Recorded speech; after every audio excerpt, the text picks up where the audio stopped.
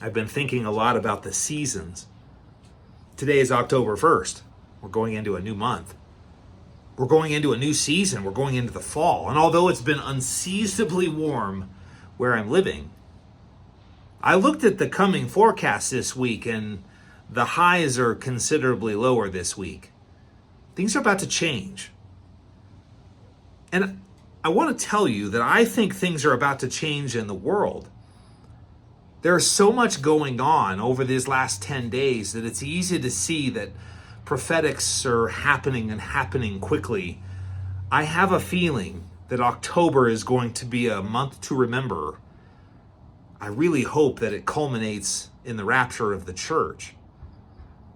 But until then, we're to do the work that God has brought us to do, to make disciples, to seek after and save the lost, to bring the gospels to people who are now wondering what's happening in our world as it's quickly decaying. But that's just the corporate side of the seasons. How about our individual seasons? We go through personal seasons in our life. I love a song that I see by the Hillsong United called Seasons. And I want to read to you a couple of these lyrics because these really hit home, especially for me and where I'm sitting now. It says, like the frost on a rose, winter comes for us all. Oh, how nature acquaints us with the nature of patience. Like a seed in the snow, I've been buried to grow, for your promise is loyal, from seed to sequoia. I can see the promise. I can see the future. You're the God of seasons, and I'm just in the winter. If all I know of harvest is that it's worth my patience, then if you're not done working, God, I'm not done waiting. God works in cyclical manners, in seasons. And whether you look at it as a seasons with the weather or mountains and valleys or times and time, good times and bad times or glory to glory or the deep unto deep, whatever it is that however it is you look at it, you have to look at God's word and say God works in the cyclical ways. We can see that really good in this promise God makes in Genesis chapter 8, verse 22. Verse 21 says, and the Lord smelled a soothing aroma, and the Lord said in his heart, I will never again curse the ground for man's sake. Although the imagination of man's heart is evil from his youth, nor will I again destroy every living thing as I have done. He makes a promise here. He says, okay, I'm not going to kill everything on earth like I did with the flood. I know that man's heart is horrible. I know that sinfulness is going to come. I know that life on earth is going to decay over time. I have a plan for that by sending the Messiah. That'll come later when it's a perfect appointed time to do so. But until then, I'm going to put up with them. I'm going to strive. I'm going to deal with man. I'm going to make a promise. And that promise should allow men to see the value of my goodness. And where's that promise? It's in verse 22. It says, while the earth remains, seed time and harvest, cold and heat, winter and summer, and day and night shall not cease. Do you see the cyclical portions of this promise? This is while the earth remains. Don't let anybody tell you that man's going to destroy the earth. God is in complete control of his creation. As a matter of fact, we know that God destroys the earth. He rolls the universe up like a scroll. It will disappear in fervent heat when God chooses to do that in Revelation. Man has no power over doing that. Don't be deceived by what's happening. Judgment is coming upon the nations.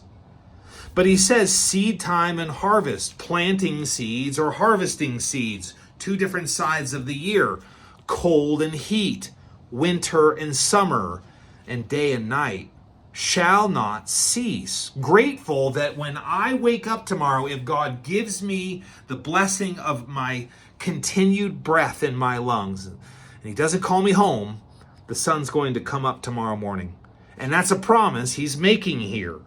He promises me that winter is going to come. We're not going to skip fall. We're not going to skip winter. We're not going to go straight back to summer. We know how this works. Cyclical works because we can predict what's going on. God has given this foundational promise that allows us to know that he is in control and he is faithful, and we can count on what's going to happen. So we know that we need to plant at a certain time to harvest at a certain time. And we can work our life in that way, that the sun is going to come up, the sun is going to go down. And we can take that and put that in our personal lives as well. There are going to be difficult times in your life, and there's going to be great times in your life.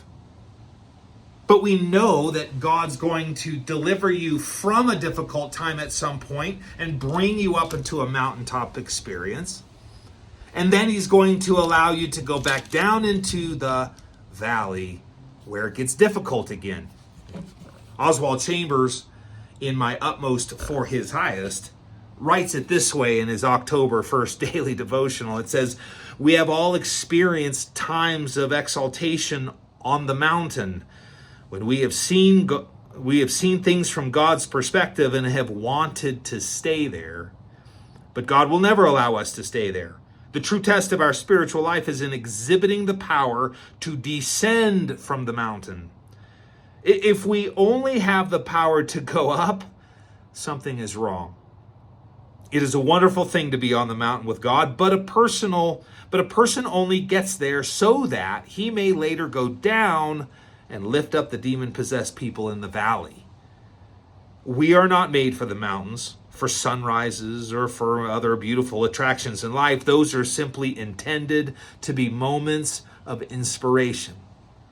We are made for the valley and the ordinary things of life, and that is where we have to prove our stamina and strength. By Oswald's account here, he says that we like to go up to the mountain. Those are the times when we see God for what he sees in our lives, but we can't stay there.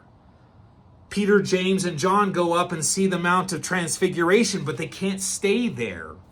Peter even says we should make tabernacles. We should stay up here forever. This is good that we're here. And God's like, this is my son. Listen to him. And he says, okay, don't tell anybody what just happened. We're going back down the mountain.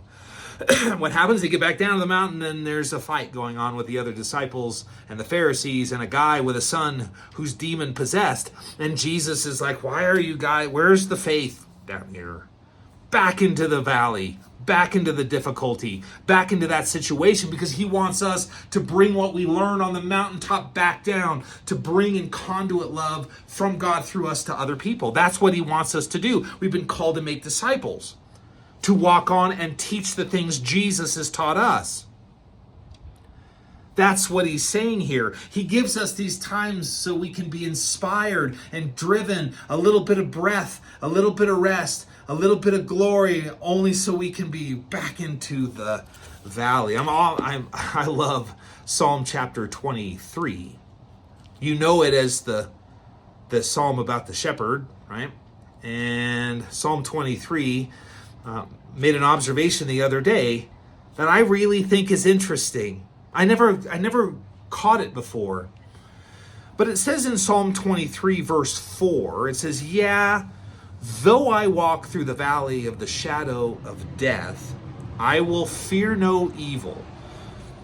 For you, capitalized, are with me. Your rod and your staff, they comfort me. The psalmist, David, is writing as if he is a sheep in the flock, and the good shepherd is God. We know he's the shepherd. Your is capitalized, and rod and staff are both tools used by a shepherd. So the shepherd is walking David as a sheep through the valley of the shadow of death. That means that he didn't avoid it. He walked with them through it. He took the flock through the valley. Valleys are really important because valleys are where we learn to handle the difficulties of life, to lean on God through our faith. When was the last time that you really thanked God for the good things happening in your life? But when we struggle and when we are caught up in storms and difficulties, when we're in dry seasons, when we don't know where we are, when we're in those places, what do? We call on God, and we call on Him a lot. It brings us closer to Him. And in doing so, we learn more about God. I've been in a season now for 2 years, and it isn't a good season. Now, there's good things happening, but I'm largely wondering what on earth I'm supposed to do. But oh man, in this season have I learned. In winter, by the way, trees are still getting stronger. You don't see it outside because they lose all their leaves. They don't grow upwardly, but did you know they grow down? If they're strong with some water sources, their roots get stronger. And it is in these times and seasons that we need to be seeking to get deeper into God's Word to strengthen us so that we bear more fruit when summer comes back around. I'm of the personal opinion that but God uses cycles so that when I look back at my life and I see the cycles happening in my life, that I can say, man, He got me through that really hard time. Oh, He gave me that really good time. And then there was that bad time again, but He got me through it to a good time. And so here I am standing here wondering on earth what I'm doing in this dry season. I know by faith, because I've seen Him do it before, that He's going to deliver me from this one too. We can see that in stories like Joseph, who was in jail, but was immediately one day called upon by God to be second in command of Egypt. How quickly he was changed, and it went from being in the cellar to being in the castle. Or we could think about Elijah, who's called by God to stand up and say something amazing to Ahab, but then God tells him to run out into the wilderness and be fed by ravens, drink water from the brook. Now, we don't know how long he's out there. But that brook dries up because of the drought, and then he's ordered to go back into society. What are you supposed to do in the wilderness when you're counting on a ravens to bring you food and hoping that the water during a severe drought doesn't dry up? These are the kinds of things we're talking about. There's a time for everything. I love this promise because I know that when I wake up tomorrow morning, the sun's going to come up. I know that here in the next few weeks and months, that will be winter. I know that's coming, and I can count on God's faithfulness. I also know what's past it. And if we haven't been called home through this next month, or through the end of this next year, or through the next 6 months, or whatever, because we don't know His appointed time schedule, I know that spring is beyond that. I know that there are things beyond that. I need to be planning for beyond that, because God is faithful. There's a time for everything. King Solomon speaks about that kind of thing.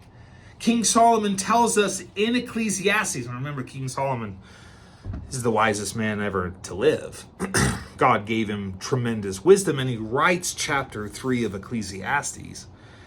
It says, to everything there is a season, a time for every purpose under heaven. There is a time. There is a season. Everything has a purpose and a time to be set. And we can set ourselves to realize that our life is that way too. God's faithfulness promises us these things. Look what it says. It says in verse 2, a time to be born and a time to die, a time to plant and a time to pluck what is planted, a time to kill and a time to heal, a time to break down and a time to build up, a time to weep and a time to laugh, a time to mourn and a time to dance, a time to cast away stones and a time to gather stones, a time to embrace and to refrain, gain, lose, keep, throw away, tear, sow, silence. There's a time to speak, a time to love, a time to hate, a time for war, and a time for peace.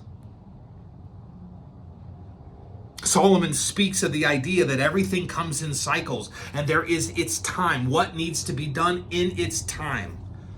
And if you pay attention to the Proverbs, it will say that we have our plans, but God directs our steps, and God directs us into those seasons that we need. Now, interestingly, those seasons, the word seasons, or these cyclical times, are also known as times. And so the same word that's used in these words, there's a season, where it says here, to everything there is a season. That word also means time. So to everything there is a time to do that. Psalm 62:8 says, trust in him at all times.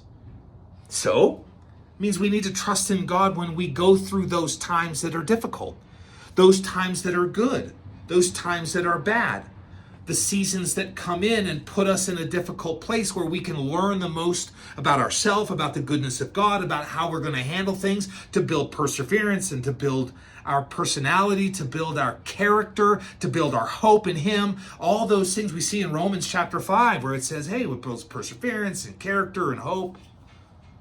We should be, the Bible tells us we should be glorying in tribulations, glorying in the difficult seasons. But it says, trust in him at all times, goods and bads. And Psalm 31:15 says, my times are in your hand, in God's hand. My good times are in your hand. My bad times are in your hand. Do you see the beautiful picture these two Psalms says? If I'm in any kind of time, God has it figured out. So I put it in his hands, and I can trust him in any of my times. This is a beautiful picture because God is the faithful Father that's going to take care of you. All things work together for the good of those who love him, right? That's the point in which we want to walk in. We want to be in this place. See, I've got this friend who's going through it's been a really hard year. He gets his car stolen, and that's a horrible time. He's in a very low space, but he gets his car back. Hey, high space, things were good. He got a new car, things were all right. Looking to find a job and get his feet back underneath him. But then his mom passed away, and it drove him into the very bottom of himself, and he got caught up in some substance abuse stuff. But he was faithful, and when he got into a program that sobered him up, taught him how to be a counselor, and he's got a really good job now doing what he wanted to do, which is counsel people in the name of the Lord with substance abuse problems. At that place, he met his now fiance, living at the top of his life, up here in good things, back to the top of the mountain where he's inspired by God's goodness because he's delivered him through a difficult time. And I just learned about his new soon-to-be bride maybe last week. But a few days ago, I learned that he was in a severe car accident. And he's got multiple fractures all over his body, and he's been laying in a hospital bed for a week. But I gotta tell you, as much as I'm looking at these pictures and my heart hurts for what's going on, his responses were amazing. He said, God has gotten me through it all. Paul tells us in Acts, he says, there'll be many tribulations, but God will deliver us through them all. That's amazing. That's a great promise because we know that God cares about us so much and that he's not going to let us fall. That the hard stuff that comes against us is simply going to make us better. But we can look back at these cyclical seasons and see that, okay, it's in a hard time now, but it won't be forever because God works in cycles and seasons. If I'm in a spiritual winter right now and I'm struggling, I know that spring is around the corner when God has used that time to teach me something about himself. And then I can turn around and move on to the next thing. That is the beautiful sign of God's use of seasons. Seasons. I like Psalm 104. And legitimately, Psalm 104, verse 27, it says, these all wait for you, God, for you, that you may give them their food in due season. What you give them, they gather in. You open your hand, and they're filled with good. You hide your face, and they're troubled. You take away their breath. They die and return to the dust. You send forth your spirit. They are created, and you renew the face of the earth. Do you see the cycle in these 4 verses? You give everything that's good. Sometimes you turn your face away. Sometimes they die and turn to dust, but you recreate and bring back new life and replenish. Because you're always working in seasons. You're always working to bring back and refresh and restore. So we know that you create ashes and then you bring beauty out of ashes.